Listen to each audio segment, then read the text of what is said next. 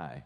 It is Sunday, April the 26th, and I'm here today with your latest update on where we stand in terms of the numbers as we continue to fight the COVID-19 pandemic. And today, what I want to do is to give you a little bit of a glimpse at what the next 2 years are likely to look like for us.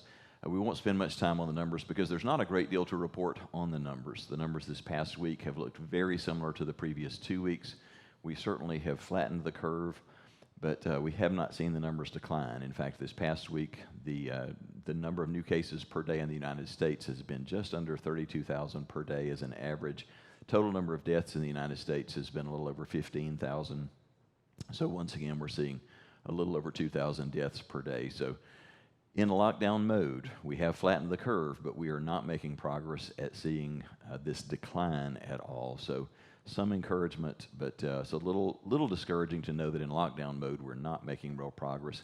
What we want to focus on today, though, is trying to answer the fundamental question of what is this going to look like beyond just this initial phase of lockdown. And so I want to share with you 4 specific things that I believe we're going to see that are going to be true over the course of the next couple of years that I think are going to help you to develop a personal plan for how to get through this season and how to survive and come out on top. And so 4 things that I think that are important for us to understand. And the first one is this: there are definitely additional waves that are coming.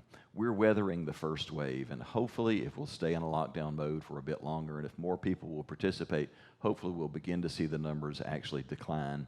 But we do realize that following this, there's going to be a second wave and most likely a third and a fourth wave. And the biggest question that still remains about that is whether that next wave is going to come in the summer or if it will come in the fall. And that basically depends on whether this virus is heat sensitive or not. If it's heat sensitive, then it's more likely to be like the flu, where we won't see it really return until the mid to late fall. That would be much better.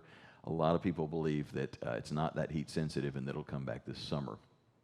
The second issue at hand for us is the fact that the federal government is not going to be nearly as involved in helping us get through the future phases, not by choice, but by virtue of the fact that they simply do not have the funds to do what they've done for us during this first phase, and that has several implications for us. We're very grateful for the fact that the government has done everything that they've done. They've basically been willing to break the bank to make sure that most businesses are going to survive this first phase, that most people are not going to have to declare bankruptcy as a result of interruptions during this first wave. But they are not going to have the resources in waves 2, 3, and 4 to come in and provide all of the loans and all of the free money that they have in the past, which means you and I are going to have to combat this at a personal level. We're not going to be able to just sit back and passively wait for the government and the medical community to solve the problem.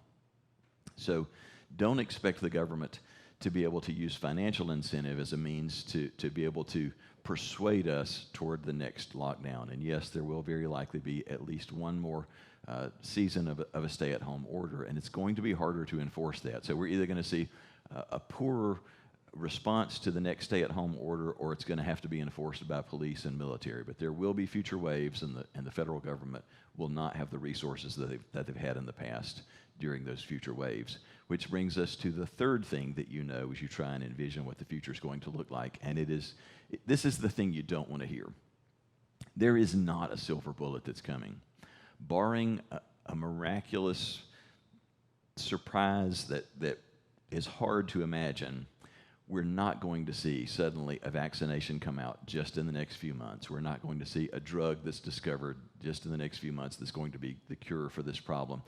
The thing that we've got to come to grips with is, apart from divine intervention, modern medicine is highly unlikely to be able to cure this disease anytime soon, if ever. Because ultimately, for all the advances that we've made in modern medicine, one of the major gaps for us is that modern medicine is not good at fighting viruses. Our antiviral treatments of pretty much any kind of virus that you think of tend to be very minimally effective. And a great example of this is the flu's been around forever. Modern medicine has been fighting this for longer than any of us have been alive. And to this day, we don't have any good treatments for someone who has the flu. Tamiflu is about as good as it gets, and Tamiflu will normally shave about 1 day off of the flu experience for you. And so for those who are holding out for the day when they find the magic cure for COVID-19, this is the drug that's going to do it. It's probably going to look more like Tamiflu. It's probably going to provide some marginal relief that's going to make the experience not quite as bad, but it's not going to likely cure the disease. And the other half of the no silver bullet reality is when a vaccine is found, first of all, understand the fastest time frame ever for a vaccine to be created and approved in America is 4 years. That's the record.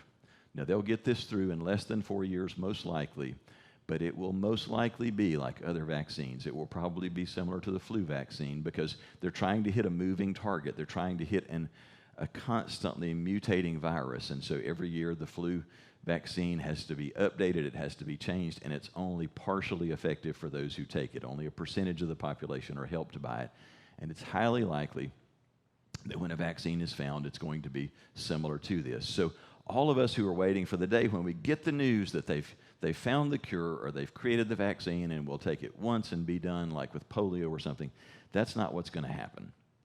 We're going to only get limited effect probably from a vaccine or from a treatment. So you may be thinking, well, that's just all bad news. There's no hope. Actually, the fourth thing that I'll mention to you is the good news. And the good news is that you can count on the fact that this virus will begin to burn itself out in the foreseeable future. The good thing about a mutating virus is that it doesn't work like what you see in science fiction movies. In the sci-fi movies, the virus just becomes more potent and more deadly with the passing of time, but that's not how viruses actually work. They actually become less potent for very good and predictable reasons that I don't have time to go into now, but it will dumb itself down so that it becomes a far less efficient killer, and within probably a reasonable span of time, this won't be such a major threat. This is exactly what happened with the Spanish flu in 1918, 1919, and 1920. For the first 2 years, it was extremely deadly. It killed tens of millions of people. But the solution wasn't that they found a drug that would cure it or came up with a vaccine that knocked it out. The truth of the matter is, as mutating viruses will do, it was the less deadly mutations were the ones that didn't get isolated, and so those were the ones that spread, and the other ones that were more deadly became isolated and ended up dying out. And so with the passing of just a little bit of time, within just 2 or 3 or 4 years, this was not an extremely deadly virus. And the truth is, it's still around. We still deal with it. We still deal with H1N1, the flu, but now it's mutated to where it only kills about 1 in every 1,000 to 1,500 people who get it. And we're going to watch the same kind of thing happen with this disease, most likely, that given a year, 2 years, 3 years, it's not going to be nearly the threat that it is now. So with that said, here's what you and I've got to do. We have to each come up with a plan for how we're going to survive the next year or two. We've been in the first phase where we've just had to kind of lock it down and do our best to just stay away from everyone. And for a little while longer, for a few more weeks, we need to remain in that phase while industry is being mobilized and things can be produced that are going to help us to combat this.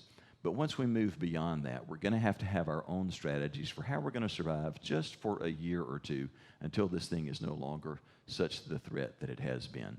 Yes, medicines and vaccines will help, but it'll also help a great deal that the disease becomes less deadly.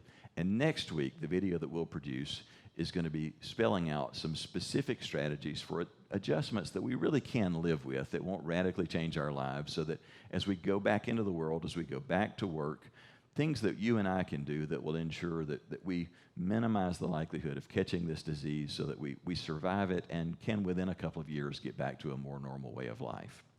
I want to encourage you, we are going to get through this. It's not going to change life forever, but it is going to cause us to make some adjustments. So you continue to stay at home, stay safe, and stay in touch. You continue to pray and trust God to do His part, but let's work and do our part. And always remember that you are loved.